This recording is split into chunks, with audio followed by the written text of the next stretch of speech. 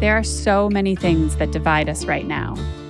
What do you do when you can't agree with someone you love? I mean, I know you probably don't want to get into the coronavirus vaccine, but I don't trust the mainstream narrative. I'm Erica Anderson. I'm a journalist. That's my mom, Kini Christie. She lives with her husband on Molokai, a small Hawaiian island. I live in Brooklyn with my boyfriend, Enrique, and my dog, Alma. Hi, Alma. My mom loves this dog. On video calls, she coos at Alma like she would a grandchild. Come here.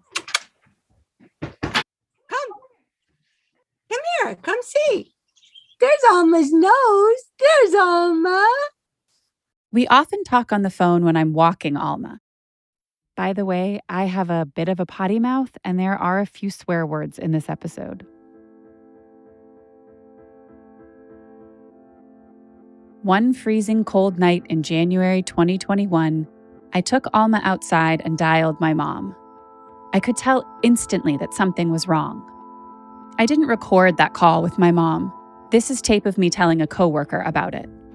Usually when I call her, she picks up the phone like, "Hi, honey, hi." Like she's so excited to hear from me. And this was like, she answered the phone and she just goes, "Hi." Like so much of the world, we'd both been isolated for months because of the COVID pandemic, but she'd stayed pretty cheerful. Now when I asked her, "What's wrong?" She's like, "I'm just so worried about the state of the world." And I was like, "I know, Mom, this COVID is just insane and we're still in lockdown." And she was like, "And this vaccine, like people are just going to take this vaccine and not even question it, and the damage we're going to do." And I couldn't even take it in exactly what she was saying because I was so shocked. At that time, the COVID vaccine was still really new. Most people I knew in New York were desperate to get it. After living through months of constant sirens and overflowing morgues, I certainly wanted to be vaccinated, and I wanted my mom to be too. As I scooped steaming dog poop from the crusty snow in Brooklyn, I tried to reassure my mom in Hawaii. I said something like, "I understand you're worried, Mom, but so many, people are dying. Hundreds of thousands of people are dying." And at that point she said, "Well, I don't know if I believe those numbers." And my head exploded. I'm like, are you fucking kidding me? I found myself going from civil to screaming into the phone at her. And I was crying, I was sobbing. And so then I was just yelling through my tears. I'm just like, you have no idea. You have no idea what you're talking about. You have no idea what people have lived through. Actual people are actually dying by the thousands every day. And you're worried about the potentials of a risk of a vaccine that you actually don't know anything about. And then I just got really quiet. And then I just said, "I gotta say, Mom, I'm really disappointed." And she was like, "Well, I am really disappointed too." Who hasn't been there? So mad at someone you love over one of those issues that drive us apart. Sometimes it's guns, abortion, or climate change. In this story, it's quarantines, masks, and vaccines. What's safe and what's real? This is a story about me and my mom having one of those conversations so many of us would rather avoid. Welcome to The Wedge, a podcast from Spaceship Media, presented by Colorado Public Radio. Episode 1, Grab Your Vitamin C. I work at Spaceship Media. Our motto is journalism to bridge divides. That means we help people talk about divisive issues by listening, asking lots of questions, and digging deep into facts and beliefs. That's my job, and I love it. And I'm really close with my mom. I love her. But when it comes to COVID, we might just be as divided as everyone else. I mean, people die from the flu every year. We don't lock down the world for the flu. No, because it's not apples to apples.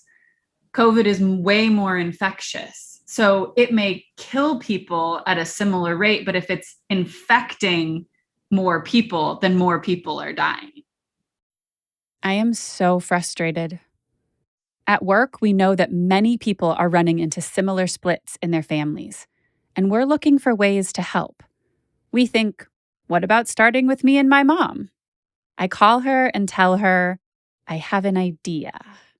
So what is this idea? What's your idea? I love it. Creative ideas. So I've just, of course, been thinking about, oh man, I'm going to cry. Just that big... Me too.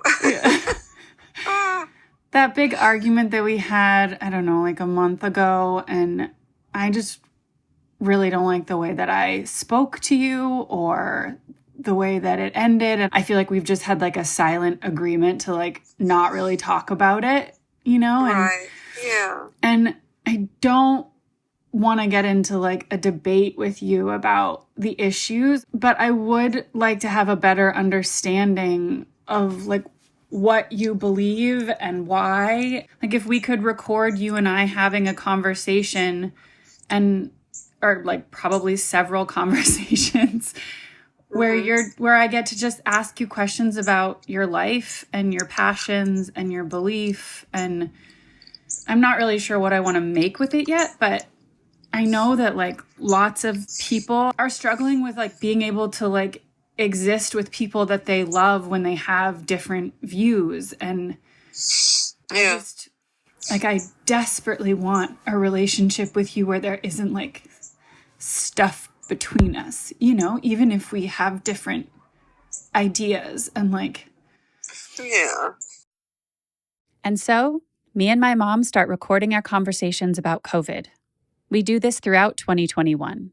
We consult experts, we go to therapy, we share a lot, though we keep a lot of secrets too. And now we've decided to share it with you. It doesn't turn out like I thought it would. But before we dive deep, there are a few things I want you to know. The first is where I think my mom is coming from.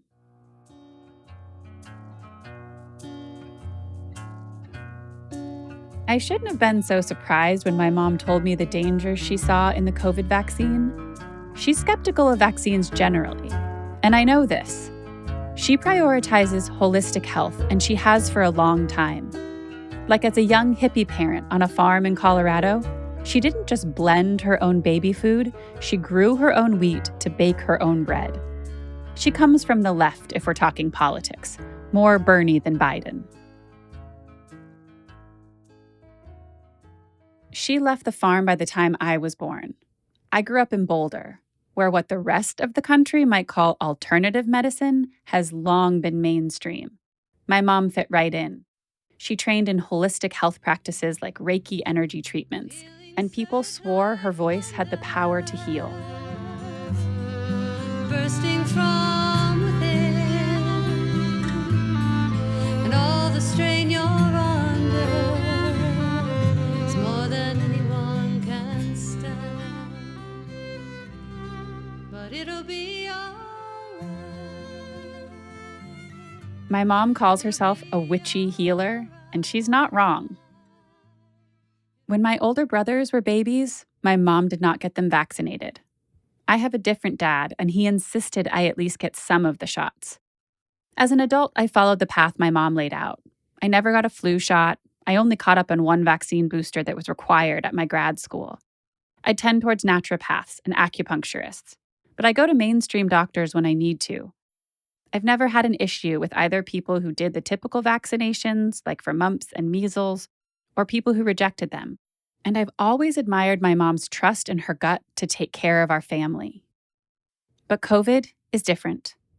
This disease shut down the whole world. When the vaccines first came out, I believed this was our chance to kill off the virus instead of the other way around. My mom believed the opposite. She was flat out opposed to getting a COVID vaccine.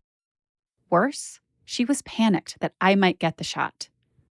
Yeah, I am really afraid of the vaccine, and I'm afraid of my kids getting it. And I am. Yeah. God help us, God help us all. Another thing I want you to know is that my mom and I experienced COVID very differently, with her in Hawaii and me in New York. As the Chinese government scrambles to contain the virus, the U.S. Embassy in Beijing confirms the first American death.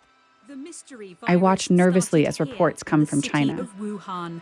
Dozens have been infected, but experts here believe the actual figure is closer to 1,700 cases. The ICU is full. Nobody expected this. I panic when I see hospitals in Milan overflowing. Every bed is full. Patients are just a few feet from one another. Here they're calling it the apocalypse. Their entire heads are in what look like plastic balloons. It terrifies me. And then COVID hits New York City. In New York City, the sounds of sirens are haunting, piercing the abnormal silence of a once bustling city. Today, the governor said the state could run out of ventilators soon. New York doesn't shut down fast enough for me. I feel like I have no defenses except homemade hand sanitizer and my stocks of rice and beans. We knew so little then compared to what we know now, about the symptoms, about how COVID spreads, or about how best to treat it. All I really knew then was that the death rate kept climbing and that there was no cure. Sirens screamed past my apartment as hospitals filled up. Doctors and nurses started to talk publicly about the horrors they saw. You walk in, and it's hard for me to say, but you can actually smell fear. You smell death.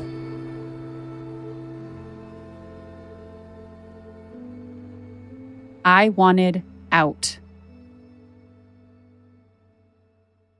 My cousin Sarah, who lives across the hall from me with her husband and son, managed to borrow a beach house on Long Island. We were like, ooh, it's like we're in a fancy hotel. But I was so tense, I hadn't recognized my own symptoms. You said, I don't want another glass of wine. I'm actually not feeling very well. And it was like the music stopped. I had been coughing and sneezing the whole car ride from Brooklyn to the beach house.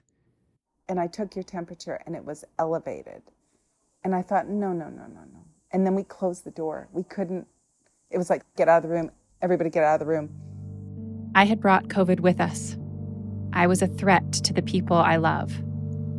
So I closed the door and stayed there, alone, fighting the virus for the next 2 weeks. I could hear Sarah and my family through the walls. We would bring you dishes, we'd bring you food, and we would need to wear gloves to retrieve it.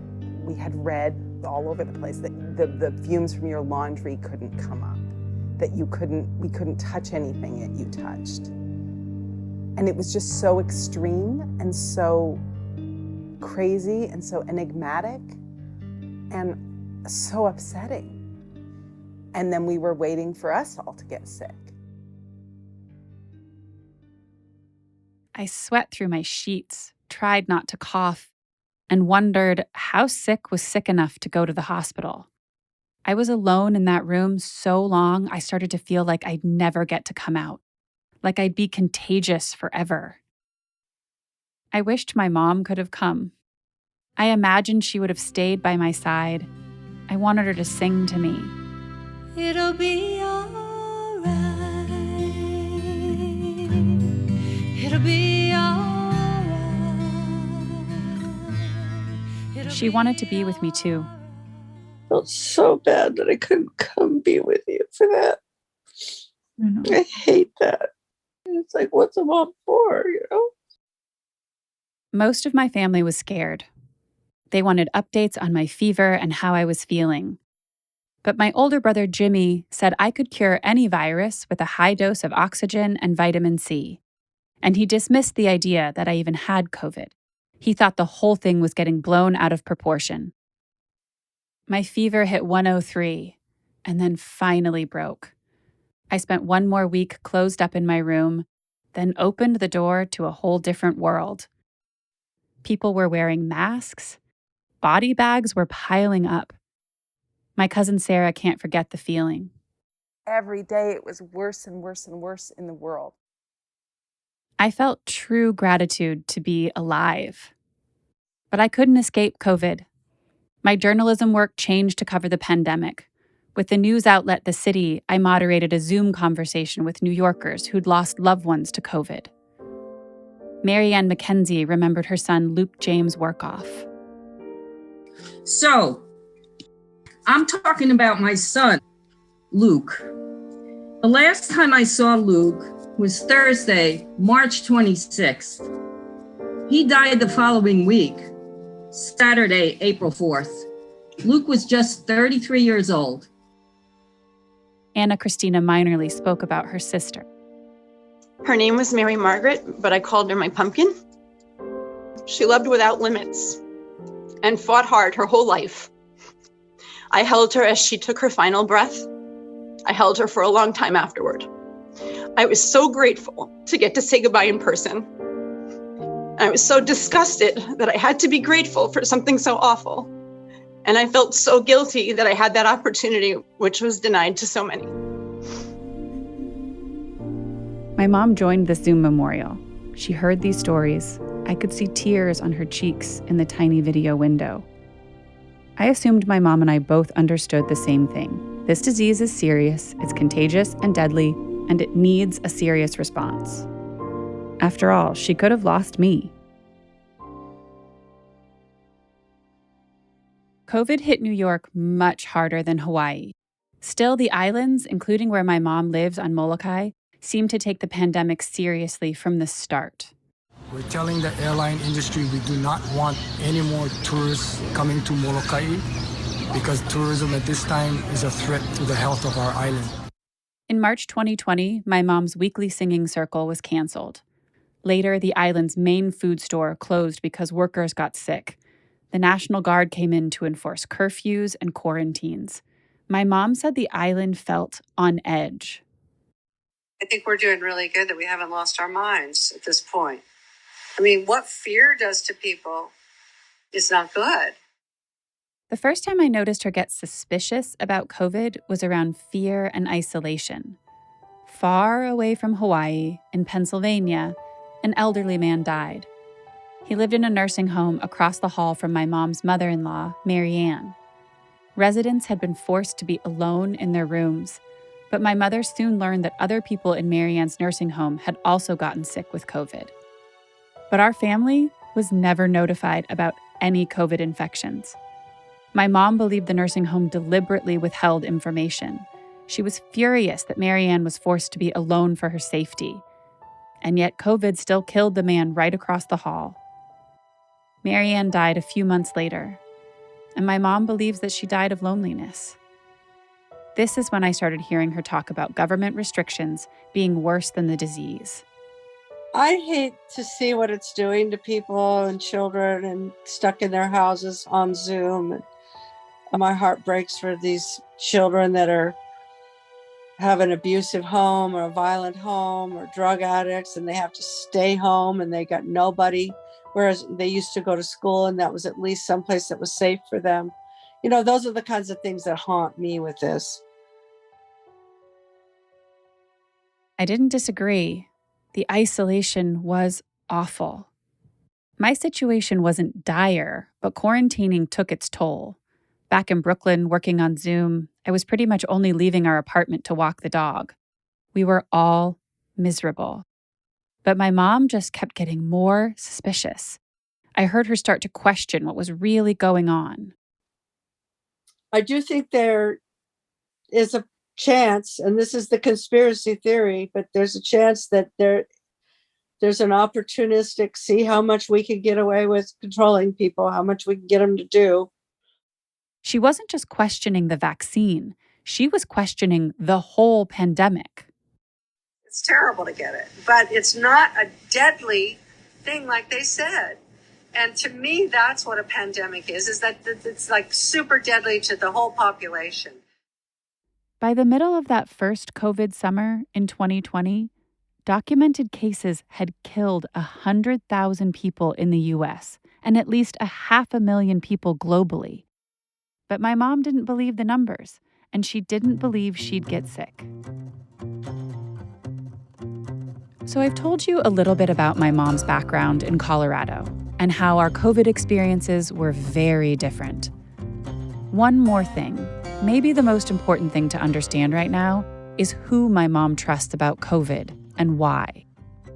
In August 2020, there were no vaccines available.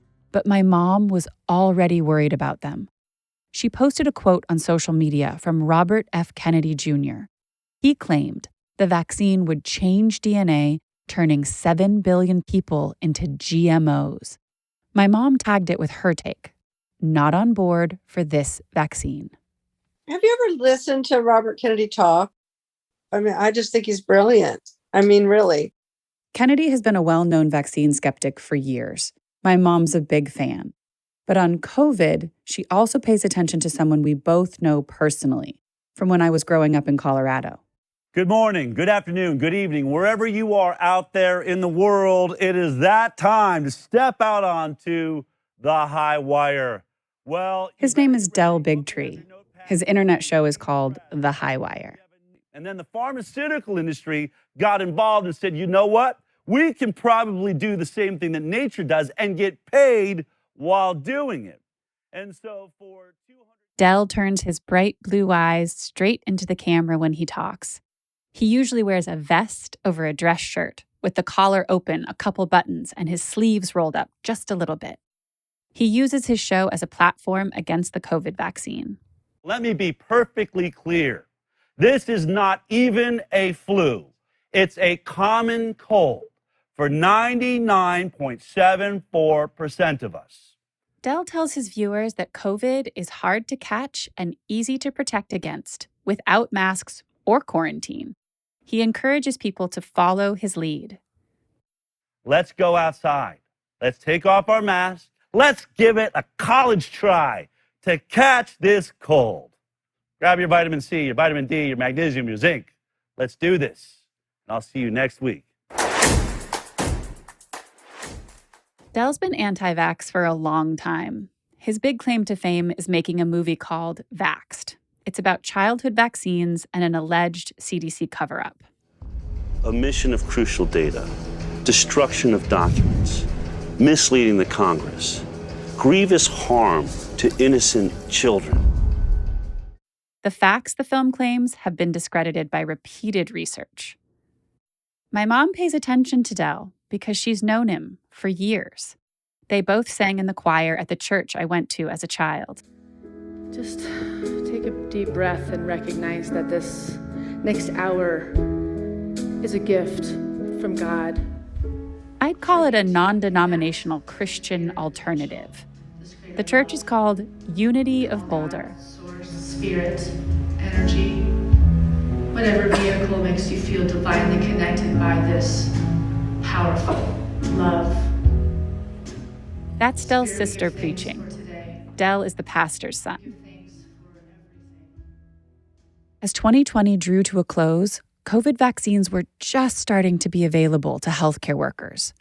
By early 2021, Del's dad was telling his congregation the same thing Del had been telling his viewers for the past year, that COVID was fake. Jack preached that the vaccine's creation challenged God's authority. He warned his followers to be wary of the shot.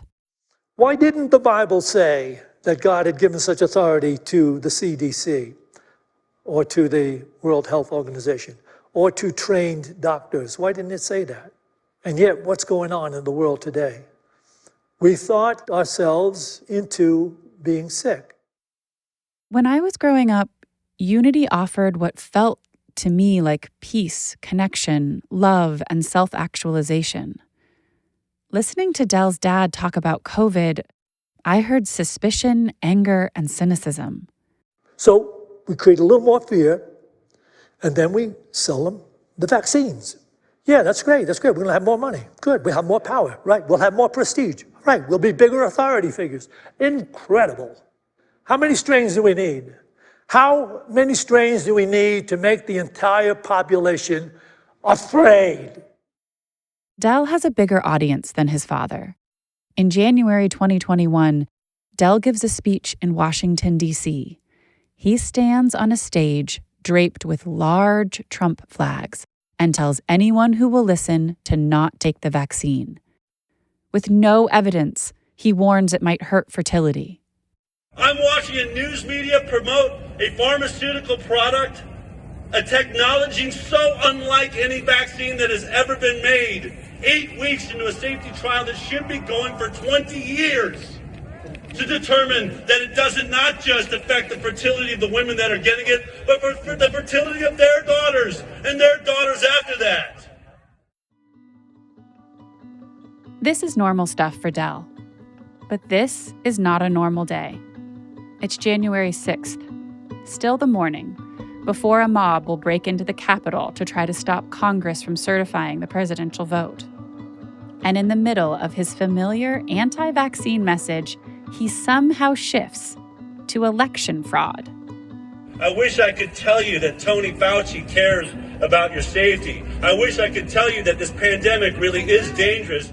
I wish I could believe that voting machines worked and that people cared and that pollsters were allowed to oversee votes in a free country.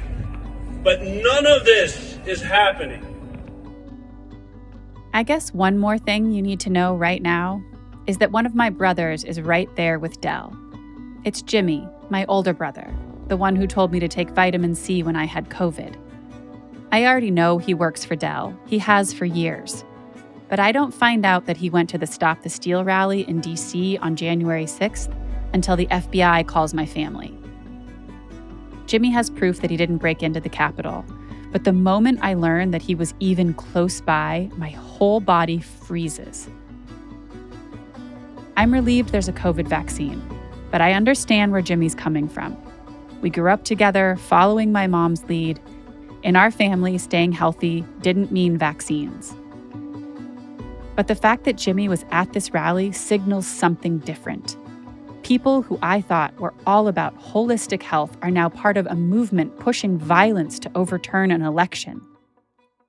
I am furious at my brother for being there. I'm furious at Dell for putting Jimmy in that position. And I'm furious at my mom for making excuses for both of them. She says organizers misled my brother and his boss about the purpose of the rally. But I can't pretend their beliefs are just harmless alternative views anymore. I feel awful. So much is at stake. I have to try to talk with my mom. So what is this idea? What's your idea? I love it. Creative ideas. So I've just, of course, been thinking about, oh man, I'm going to cry. But then the stakes get even higher. I got up at 4:30 to go to the gym. This is my boyfriend, Enrique. I guess while I was at the gym, you went to the bathroom and peed on a stick, and then the stick said it was positive. You left a pee stick on my computer desk. I've just realized I'd never disinfected that area. So there's probably pee particles all over my desk. But yes, and then it said you were pregnant. How did you feel? I felt excited, just like last time, and worried at the same time because of what happened before. I am pregnant. This is my third time. I've miscarried twice. My mom helped me through both. She has been praying for a grandchild for years. But if she won't get vaccinated, should I let her see her only grandchild? Will I let her be at the birth, something we both have always wanted? What if she gets sick? What if she gives the baby COVID? I don't know the answers. And I realize there are a lot of things I still don't know about my mom. I want to understand what's happened in her life that makes her so adamant about COVID. I went outside and a crop dusting plane sprayed the field and me. Our chickens all died, and my heartbeat immediately started racing. Like I went in the house and my heartbeat was at like 180 beats. Next time on The Wedge, my mom's story. The Wedge was conceived, created, and produced by Spaceship Media. It's distributed by Colorado Public Radio's Audio Innovations Studio.